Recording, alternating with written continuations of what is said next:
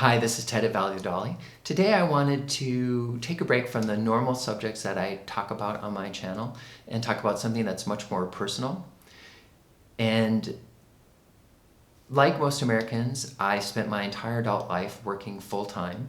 And in the US, we get very little vacation, generally 2 weeks if you're lucky and you're able to take it during the year.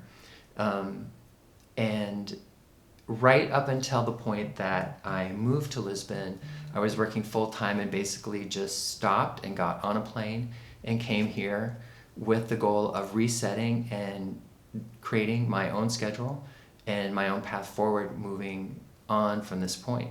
So I was very excited to move to Europe, and it was a great experience. But after a while, I got in to take a physical, and the doctor explained to me that I had cancer. And although it wasn't something that required immediate treatment, it was something that they monitored very closely. And then in August, I had fractured a vertebrae in my spine, which required spinal surgery. And that was a result of the cancer. And I soon began chemotherapy right after that. And so yes, it wasn't what I expected when I left the United States. I had spent my entire life working full-time. I was very excited to set my own schedule and to really live the life that I had intended to live with the move. Life threw me a curveball when I found out that I had cancer. And the treatment has been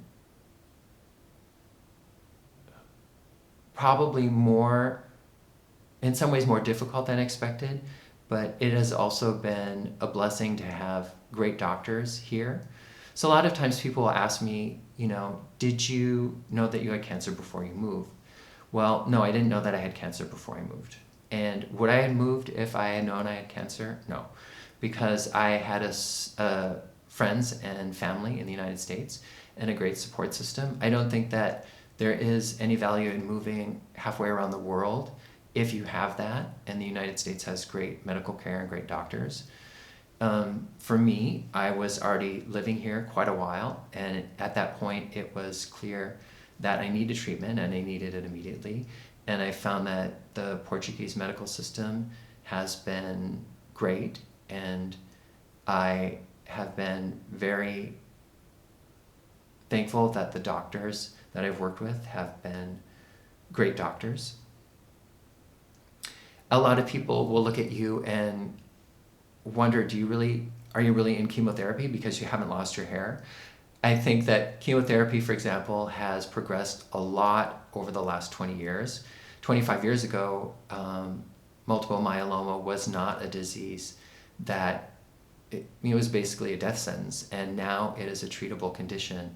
And yes, I'll probably need further treatment in the future, but it is something that I expect to have a normal lifespan with. It just requires treatment in the future, treatment now at least. What is it like having cancer? Well, when you're in chemotherapy, the chemotherapy is kind of like, I feel you're carrying around a 50-pound bag of rocks everywhere you go. And so you're never operating at your full speed. You're operating about at half speed. And even by the time I went in for the last chemotherapy appointment a few days ago, before I went, I was really thinking to myself, I really just don't want to go in again. I really just don't want to do this. Because there are a lot of side effects. Some of them are small, some of them are big, and I've had both. And it can be really challenging sometimes to work through those and keep yourself going. But I think it's important for anybody who's facing a cancer like this or some other diagnosis that they've had, that you really have to focus on what's important. And for me, what's important is making this treatment as successful as possible. And that's my goal. So yes, I do intend to continue to make videos in the future, but that is really the reason why in the last few months I have not produced any content, is because I really had to focus on the chemotherapy and the treatment that I'm under.